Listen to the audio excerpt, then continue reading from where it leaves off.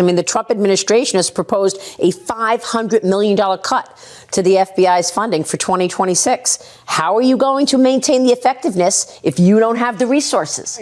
We just can't focus on one thing. You want New York to go boom? D.C. to go boom? You want an OC organization to go hack into some cyber network and crack all of Fox News' holdings? We're dealing with all that stuff, too. Everything's a priority. Everything's a priority. This is one of many things we're doing. It's not an excuse. It's just reality. It's Ken Harbaugh with the MeidasTouch Network. I don't know about you, but this team does not inspire confidence. That was the deputy director of the FBI, Dan Bongino, saying, "Do you want New York to go boom?" If these guys can't keep their cool during a Fox News interview, how do you think they're handling the pressure of leading America's premier law enforcement agency? Spoiler alert, not well. But this is what happens when you build your career, your reputation, by tearing things down, and then suddenly find yourself in a position where you have to lead and build. They are not up to it. As much as I want to gloat at how bad these two are at their jobs, I cannot, because the lives of Americans are at stake. We've had multiple high-profile attacks on U.S. soil in the last week, including a terrorist bombing of an IVF clinic. Can we count on the FBI to keep us safe? I put that question to Kris Goldsmith. He's an Army vet and the president of Task Force Butler, which has done groundbreaking work delivering intel to law enforcement agencies that's been used to prosecute domestic extremists. If anyone understands the threats we face and why a functioning FBI matters now more than ever, it's Kris. Welcome to the Ken Harbaugh Show. I've got Kris Goldsmith back. He's I guess it's safe to say by now, our resident Nazi hunter here on the Ken Harbaugh Show. He runs Task Force Butler, which identifies and tracks and holds accountable extremists across the country. Kris, you called it. You said we were going to have political violence. I don't think there's any other way to describe what just happened outside this IVF clinic. Well, look, maybe you can parse it for us, and I hate to prejudge, but it sure as heck looks like a terrorist attack, politically motivated. Yeah, the FBI is investigating as a terrorist attack. So as people are listening to this last week, an IVF clinic was hit by kind of a different kind of incel. This is an anti-natalist. So this is a nihilistic person, a young man who believes that no one should have children. So this should not be confused with the pro-natalist extremists that Trump just pardoned. But the effect of the non-enforcement of the FACE Act, the Freedom of Access to Clinic Entrances Act, is the same. IVF clinics and abortion clinics are targeted by these extremists, both on the pro-natalist and anti-natalist side, for the same reason, because they believe that that families who are using science to build families, like I am doing right now. My wife is pregnant because of an IVF implanted embryo. We are less than 2 weeks away from the birth. Extremists on both sides think that what I am doing is a sin, and in some cases, a sin worthy of execution as punishment. So the reason that I want more people to pay attention to this is because I think that everyone thinks about reproductive rights only as an abortion issue, but it is not. So even when it comes to people who may be uncomfortable with abortion, there's room for people to understand and appreciate that there are several layers to this issue and that it's not black and white, that people shouldn't prejudge the reproductive rights issue. And I'm using air quotes here intentionally. The reproductive rights issue as if it is something that is simple, that it doesn't require some real actual thought. To be clear, I am an absolutist when it comes to reproductive rights. I believe that every person has the right to choose when, where, and how they want to start a family, or to choose not to start a family at any time. But none of these beliefs are worthy of execution.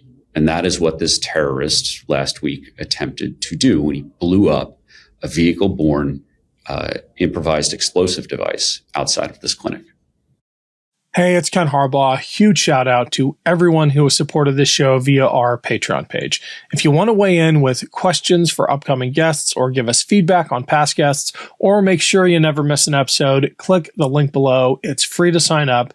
And if you're able to pitch in a few bucks a month, just know that we put every dollar back into the show. We do have another reporting trip to Ukraine coming up.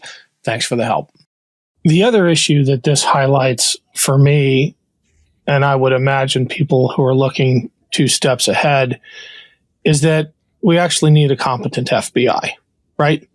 We've lived in sort of this fantasy with Kash Patel and Dan Bongino running the agency that it can be their plaything and we can laugh at them and there won't be repercussions. But there are bad guys out there, right?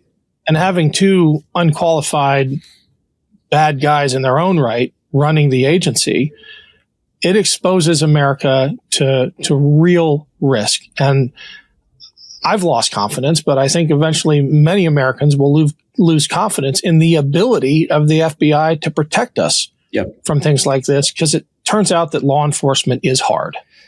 Yeah, and the FBI is going through the same thing that every federal agency is right now, which is a forced reduction in force, which is an intentional demoralization of all personnel. I think that a lot of people who support, Donald Trump and who are watching conservative media have this idea that it's just like left-wing ideologues that are being targeted, that are being punished, right? And I can understand why they would be sympathetic to that, even if it's still a stupid idea. But at the end of the day, every FBI agent has a job. And if you're trying to push out FBI agents by changing work requirements, by making it miserable to be part of the force, you're going to have a smaller, weaker FBI that is not capable of keeping the United States and our people safe from terrorist attacks, whether that's from domestic threats or foreign threats.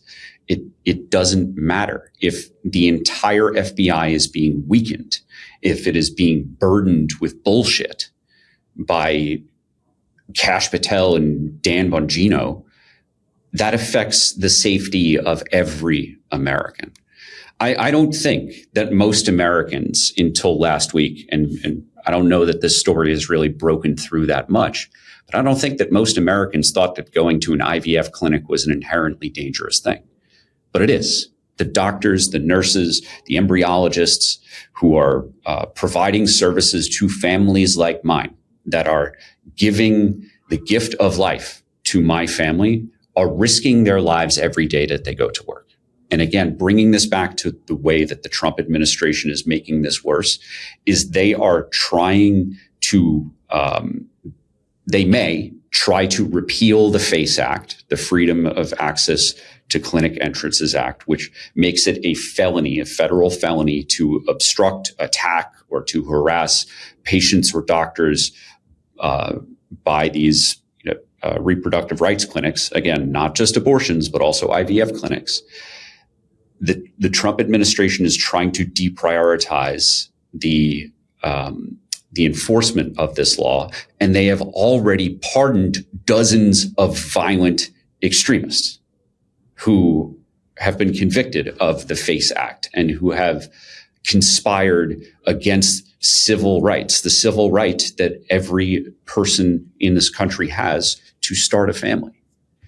And while they are deprioritizing the enforcement of laws that keep Americans safe, they are prioritizing the persecution of minorities and other groups that don't pose a threat. I don't want you to speculate too much, so I'll do it for you. I would venture to say that this bomber was not a Muslim terrorist, was not an immigrant, right? Did not sneak across the border with fentanyl strapped around his waist.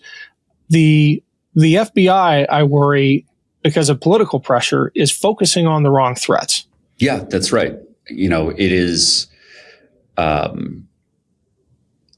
this anti-natalist threat is not a new threat, but it's something that most people aren't tracking, including my team. My team has been focused, the researchers that I work with day in and day out have been focused on these pro-natalists because they are much larger, they are much more active.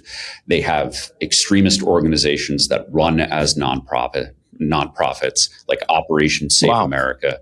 They have been rewarded by Trump. Trump pardoned in his first days in office a woman who was convicted for stealing fetal remains.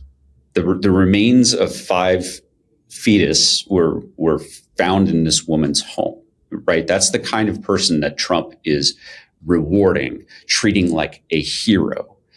And while that is happening, there are new and novel threats of all kinds that are growing, that the FBI, being undermanned, under-resourced, and frankly sabotaged by Kash, Patel and Dan Bongino, these threats are going to reach more Americans, and it is going to cause physical harm, emotional scarring, and potentially death if the FBI is not well resourced, and frankly, if the staff of the FBI is not given all of the support that they need to do their jobs. Yep. Well, we got to leave it there, Kris. We'll keep tracking it. I know you will. Let's check in on this issue again soon. Thanks a lot, brother. Thanks. New Meidas merch drop. Check out the latest pro-democracy sticker packs, t-shirts, hats, sweatshirts, and more. All at store.meidastouch.com.